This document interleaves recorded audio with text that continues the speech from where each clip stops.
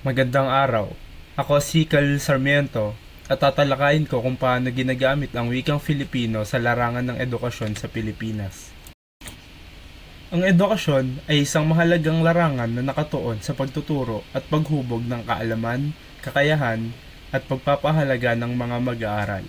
Dito hinahanda ang kabataan para sa kanilang kinabukasan at sa pag-unlad ng bansa.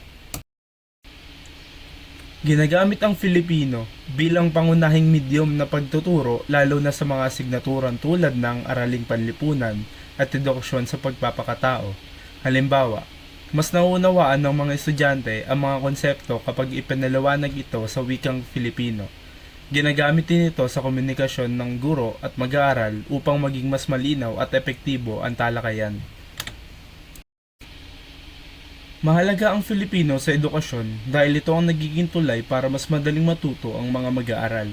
Napapalalim nito ang kanilang pag-unawa at napapalakas ang kanilang identidad bilang Pilipino.